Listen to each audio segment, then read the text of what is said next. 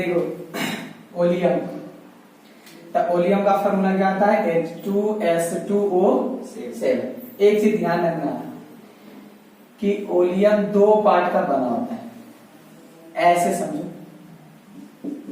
H2S2O7 दो part का है, H2SO4 प्लस SO3 का, ये दोनों को मिलाओगे तो बनेगा कि नहीं बनेगा। देखो ये SO3 जो है जब दोनों को मिलाओगे तो ये बन जाएगा H2, ये ओलियम, तो ओलियम पूछा किसका मिक्सचर होता है H2SO4 सल्फ्यूरिक एसिड और क्या, ये जो SO3 है इसको हम लोग बोलते हैं फ्री SO3।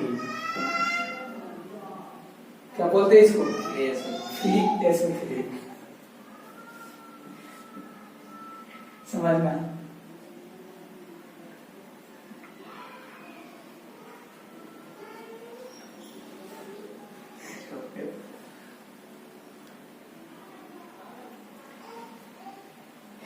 देखो तो H2SO4 लेकिन सुनो पहले, SO3 दो तरह का होता है। ये जो H2SO4 है ये H2O प्लस SO3 का मिक्सचर होता है। तो ये H2SO4 का जो SO3 इसको हम लोग बोलते हैं कंबाइंड SO3। H2SO4 का जो SO3 है उसको क्या बोलते हैं? Combined SO3। लेकिन अगर SO3 ये वाला इसके साथ है H2SO4 के साथ, तो वो वाला क्या कहलाता है? Free SO3। अब बात है कि इसमें क्वेश्चन किस टाइप से आता है, जो ठीक, तो देखो लिखो इसको जल्दी से, इसके बाद बताते हैं।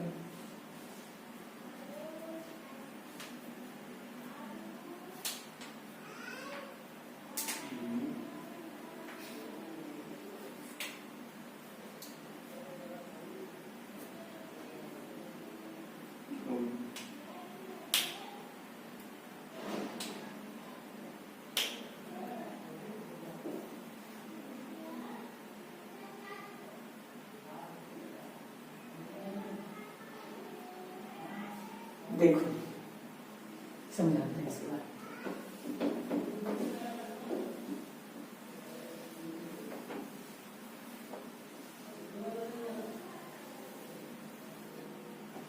देखो ध्यान देना,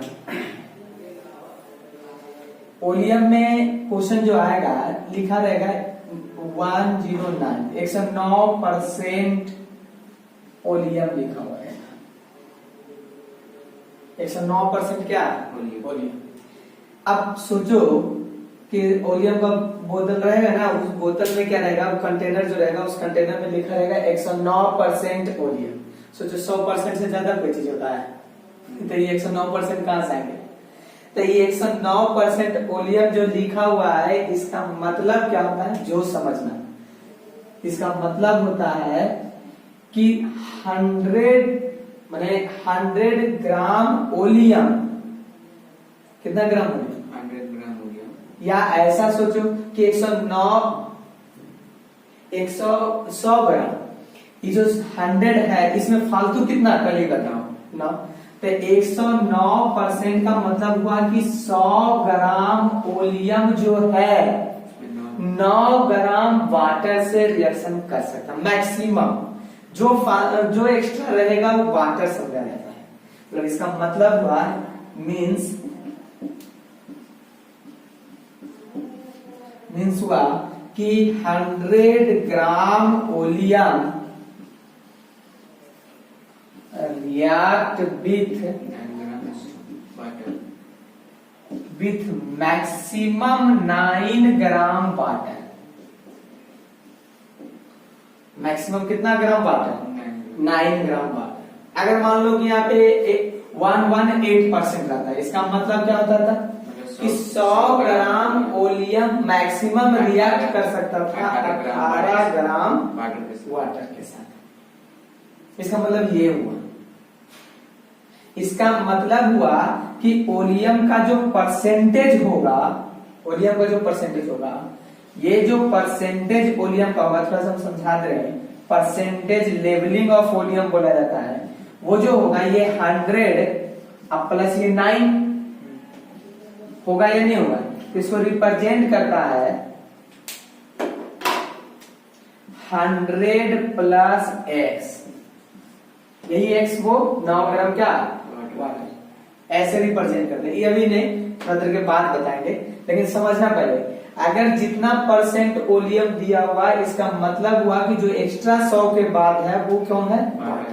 कि 100 ग्राम ओलियम रिएक्ट विथ मैक्सिमम 9 ग्राम। 109 ग्राम 9 ग्राम से ज्यादा नहीं। आया समझ में? लिखो इसको। अब इसमें क्वेश्चन बनाएंगे अपना लोग।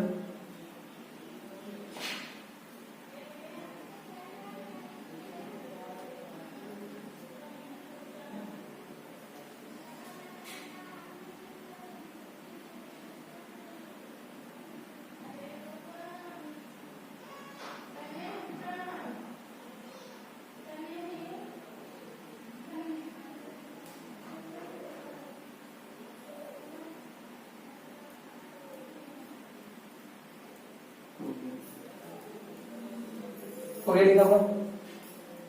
क्वेश्चन लिखो। देखो इसका क्वेश्चन बताते हैं। क्वेश्चन क्या रहेगा? चलो यही 109% वाला ही बताते हैं पहले, है ना। क्वेश्चन रहेगा कि फाइंड द, क्वेश्चन लिखते जाना, find the percentage of SO3 and H2SO4। अच्छा एक चीज और जान लो पहले, इसको हटाओ पहले, देखो थोड़ा सा जान लो। एक बात जान लो कि जैसे मान लो 109% उसे लिखा था उसी के नीचे लिख लेना, या ऐसे समझो 109% ओलियम अगर है, ओलियम का मतलब क्या हुआ? इतना। इसका मतलब हुआ कि समझना पहले, H2S2O7 जो होता है ये 2 पार्ट का बना होता है, H2SO4 और क्या SO3। और ये SO3 जो है फिर वाटर के साथ रिएक्शन करता है, जो फ्री SO3 है, ये फ्री वाला SO3 ये वाटर के साथ रिएक्शन करके फिर से क्या बना देता है? तो तुम सोचो जरा सा कि फाइनली क्या हुआ? SO3 कट जाएगा, जोड़ेंगे तो, ऐड करेंगे तो SO3 कैंसिल, फिर यहाँ पे H2SO4 थे, H2S2O7 थे, यहाँ H2SO4, इसका फाइनली H2SO4 बना। अच्छा एक बात बताओ, H2S2O7 को जब वाटर से रिएक्शन कराया गया होगा तो H2SO4 ही बना होगा कंटेनर में, तो पहले वाला H2SO4 और बाद वाला H2SO4, इसका मतलब H2SO4 का परसेंटेज इंक्रीज हो रहा होगा कि डिक्रीज हो रहा होगा? इंक्रीज हो रहा होगा, क्योंकि पुराना ये पहले से था और ये नया वाला बना, फ्री SO3 के साथ वाटर रिएक्शन करके ये नया वाला बना। इसका मतलब कि जब ओलियम को वाटर से रिएक्शन कराएंगे तो H2SO4 का परसेंटेज बढ़ेगा या घट जाएगा? बढ़ेगा। बढ़ेगा कि नहीं बढ़ेगा? तब क्वेश्चन ऐसा रहेगा, समझना पहले। अच्छा ये जो बात किया जाता है कि 109%, इसका 100 में 9, तो ओलियम का जो बात किया जाता है 100 के लिए ही किया जाता है। ठीक, ओलियम क्या होता है भाई? तो ओलियम H2S2O7 या इसका मिक्सचर होता है। वाटर जब मिलाएंगे तो SO3 जो है वो वाटर के साथ रिएक्शन कर ले। ठीक है, अब समझना पहले, क्वेश्चन दिया रहेगा कि find the percentage of free SO3, ऐसे डायरेक्ट लिखा रहेगा, एंड H2SO4 in 109% ओलियम, या H2S2O7। ऐसा क्वेश्चन ओलियम का रहता है कि फ्री SO3 का और H2SO4 का परसेंटेज निकालो 109% में। समझ में? अच्छा एक बात बताओ, ये बैलेंस है कि नहीं ये रिएक्शन? ठीक, बैलेंस है। समझना पहले, ध्यान से समझ। जिस समय ये जो परसेंटेज निकालेगा, समझो कि इसमें वाटर मिलाया होगा, तो ये ओलियम में जब वाटर मिलाएगा तो ओलियम का जो SO3 वाला पार्ट है वही ना वाटर से रिएक्शन करके H2SO4 बनाएगा। तो SO3 का तो पता चल सकता है। देखो 109 का मतलब क्या हुआ, ये पहले बताओ। 9 9 ग्राम वाटर, सीधा जाओ, 9 ग्राम क्या और 100 ग्राम ओलियम नहीं। तो यहां पे तुम सोचो कि SO3 अगर वाटर जब मिलाए होंगे तब जब मिलाए होंगे तो H2SO।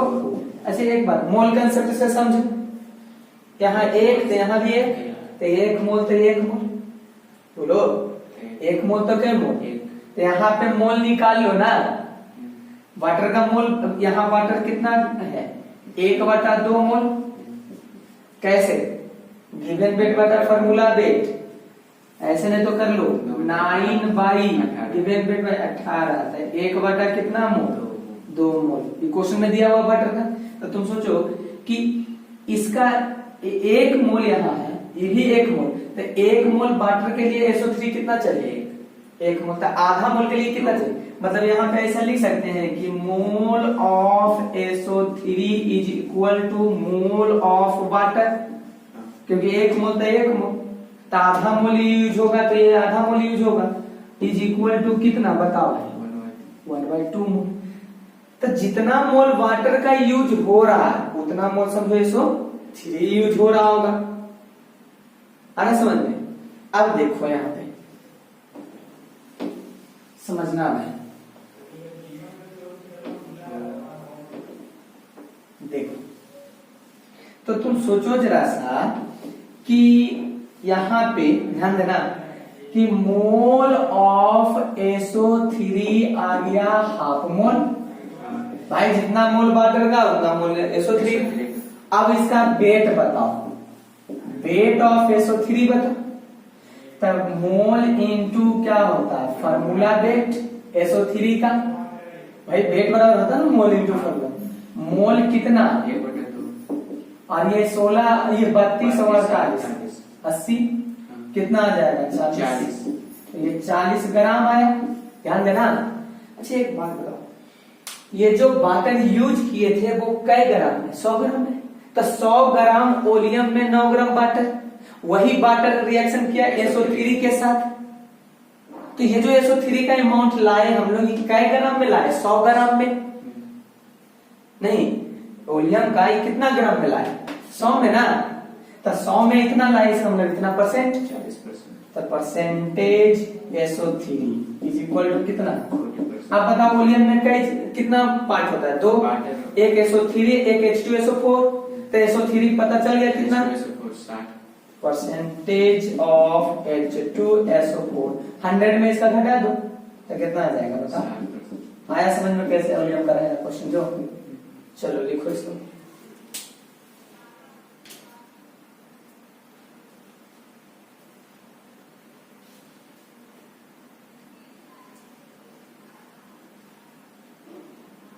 इस तरह से क्वेश्चन जितना परसेंट दिया रहे उसमें से जो 100 के अलावे रहा वो समझ जाना कौन रहेगा वाटर।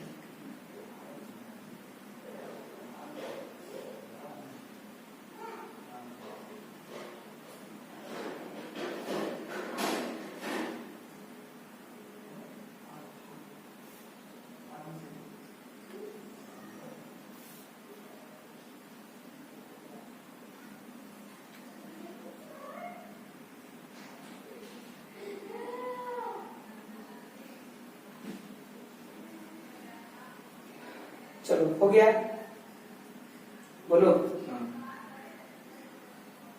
देखो आगे क्वेश्चन लिखो। Find the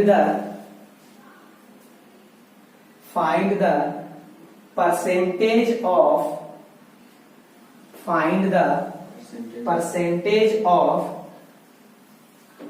find the percentage of free SO3 comma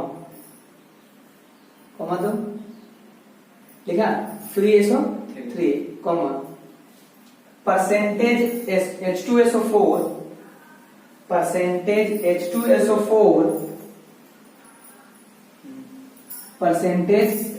H2SO4 and percentage of combined percentage of combined SO3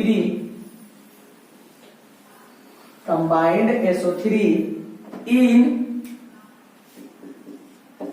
118% oleum है ना। Calculate find the percentage of free SO3 H2SO4 and क्या कंबाइंड SO3। देखो इतना का मतलब क्या कई ग्राम वाटर कितना ओलियम है 100 में। हाँ तो ये ध्यान रखना कि 100 में इतना है तो जो निकालेंगे वो 100 के लिए निकाल रहे हैं। तो ये बताओ कि वाटर का जो इतना वाटर है तो इतना मोल भी तो वाटर का निकाल सकता है ना तुम लोग। मोल बराबर given weight by given weight formula बैठता है कितना मोल 1 मोल। तो तुम सोचो जरा सा कि जब वाटर मिलाए होंगे तो वो बनाया होगा H2SO4। अब पहले से भी H2SO4 है उसमें तो ये SO3 जो होगा मोल ऑफ SO3 जो होगा वो मोल ऑफ SO3 वाटर से रिएक्शन किया H2SO4 नहीं SO3 वाटर से रिएक्शन किया H2SO4 बनाया। अब क्या है मोल ऑफ SO3 तो देख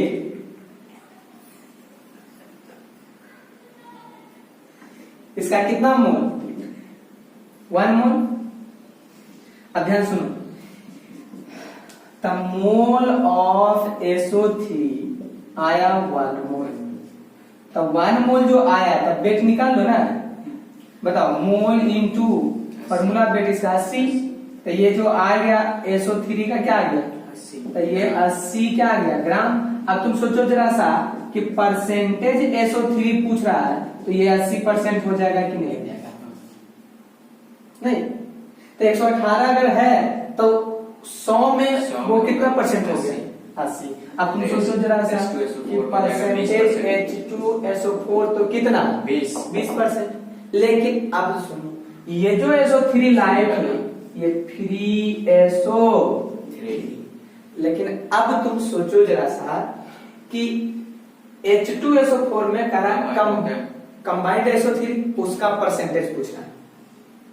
उसका क्या पूछना है परसेंटेज। तो सोचो जरा सा कि H2SO4 में जो कंबाइंड है ऐसे लिख देते हैं।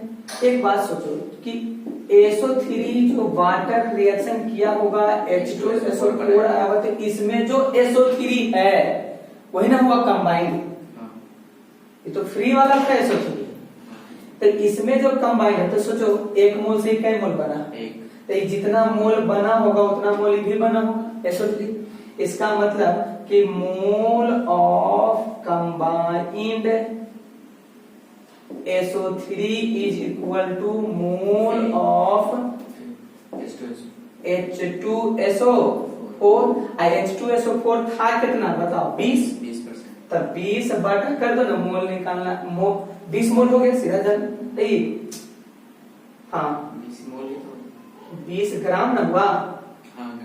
तब 20 बटा कितना given weight by formula wait तो बताओ कितना होगा 98 ना। इतना क्या आ गया मोल।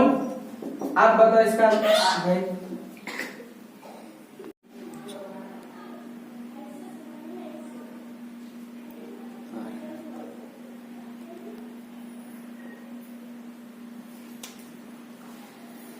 तो ये मोल ऑफ कंबाइंड SO3 आ गया। देखो H2SO4 का ग्राम 20 ग्राम तब मोल कितना 20 बटा तो जितना मोल बनेगा H2SO4 उतना ही उसमें कंबाइंड SO3। तो चलो बताओ कैसे समझे क्योंकि देखो H2SO4 में यही SO3 कंबाइन कर गया होगा तो 1 मोल में 1 मोल का लिखा ना तो यहाँ पे बताओ ये इतना आया, तो वेट ऑफ SO3 बताओ कौन वाला, कंबाइंड वाला। तो 20/98 इंटू कितना बताओ भाई, बोलो 80 मोल इंटू कार्बन। अब जो आ जाए आंसर हो जाएगा, इतना ही। अच्छा ये तो आ गया वेट, तो ये जो वेट आया ये 100 ग्राम में निकाले हम लोग, तो ये 100 ग्राम में जो आएगा वही परसेंटेज हो जाएगा। कर लोगे सो नहीं हो जाएगा, 16 या 17% लगभग आएगा ये।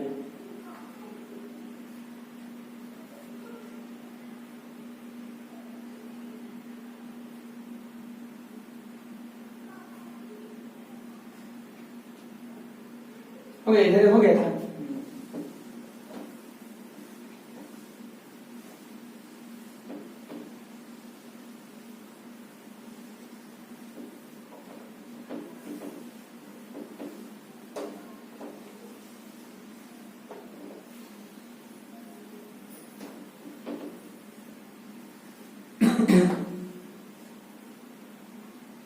मिटा दें।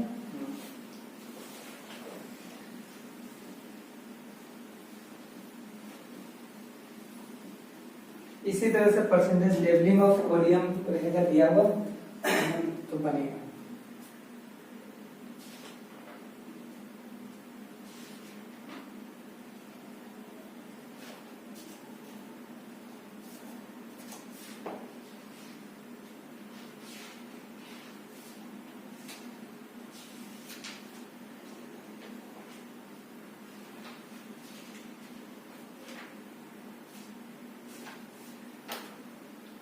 देखो समझना पहले,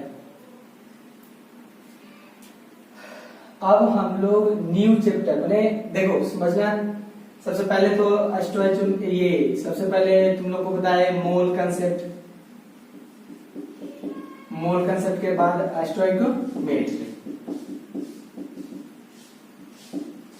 स्टोइकोमेट्री या स्टोइकोमेट्री। इसमें 2 पार्ट पढ़ लिए।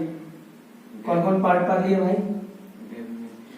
ग्रेविमेट्रिक एनालिसिस पढ़े और एंड्रोमेट्री पढ़े। इसके बाद तीसरा में पढ़ रहे थे अपना लोग क्या, कंसंट्रेशन टर्म। तो कंसंट्रेशन टर्म भी पढ़ लिए नहीं। अब हम लोग पढ़ेंगे इसके बाद का टॉपिक, ये एक चैप्टर हुआ, तो पूरा मिलाकर एक चैप्टर कंप्लीट हुआ, समझा? इसी को बोलते हैं सम बेसिक कंसेप्ट। सोचो बेसिक यहाँ कैसा होता है, ये पूरा इतना न्यूमेरिकल वगैरह, यहाँ बेसिक मतलब एटॉमिक नंबर, एटॉमिक वेट चल रहा है। अब हम लोग पढ़ेंगे इसके बाद का न्यू चैप्टर शुरू कर रहे हैं